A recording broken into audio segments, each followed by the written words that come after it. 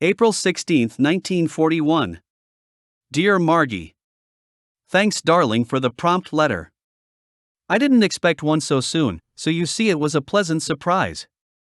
I had a pretty fair trip home. I was pretty tired next morning, but the time seemed to go fairly fast at work, and then I didn't have to go back the next day until 3 p.m. So, I had a good sleep Monday night, and I feel fit as a fiddle again and longing to see you, which won't be long, believe you me.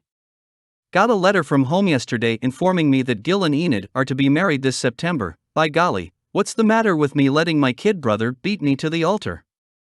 I guess I'm pretty slow. I expect to change my boarding house again, but not for a couple of weeks.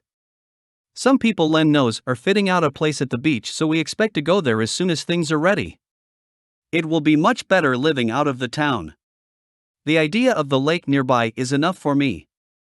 I really hate this town, and for the first time in my life that I have felt that way about a place. Oh well, such is life, I guess. I need a life companion who will keep me more settled. Do you think you could find someone to fill the bill? I am sure you won't have to look beyond your mirror. The news is just over and I don't like the sound of it, but I suppose we can't expect too much as Germany is really on their own back door with all their resources to draw from, while the British have a long way to transport men and supplies. Well, darling, there really isn't much news, and it's after 1 o'clock, so I had better start getting ready for work. So, write soon, darling, and all my love. As ever. Roger XXXX. 193 Beach Boulevard, Hamilton. April 18, 1941. Dear Margie. You will undoubtedly be surprised to receive this letter, but we have changed our boarding place again and left the wrong address at the last place, so your letter will probably be returned to you. It would give you quite a start if your letter was returned to you and you would say the guy has eloped with his landlady or something. We have a swell place here, dear, on the lake shore, a nice beach right at the foot of the garden. Oh boy. Does that suggest something? I think I will start a little suntan this week. The landlady seemed a good head, and she is a swell cook. On top of that, we have a nice bright room, good beds, and lots of windows. Well, darling, I have next Sunday off, at least until 12 p.m. that night, so if your friends are coming over next Sunday, how about coming over? We could have the afternoon and evening together, dear, and this lad needs some loving. What do you say? This place is between the New Dines Hotel and the Hamilton and Niagara Highway junction that is past the Canal Bridge. So, you can't miss it. Well, darling, it's getting on and I have to be at work by 3 o'clock, so I'd better close up for now. I hope you are having luck in the job hunting. Write soon, darling. Lots of love. Roger XXX. Care of Mrs. Daly.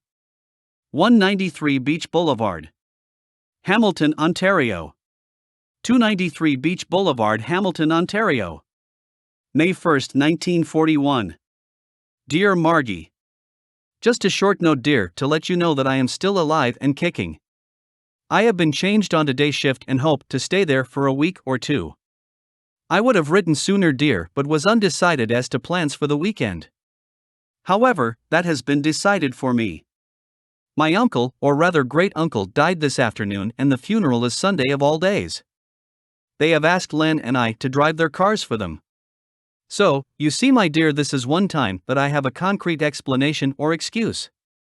I never knew him very well, having seen him about half a dozen times in my life, but being a relative makes it impossible for me not to go when I am in the city. Well, darling, I hope you receive this letter in time to make some other arrangements for Sunday, but no men old or young, otherwise I shall find me a rich widow.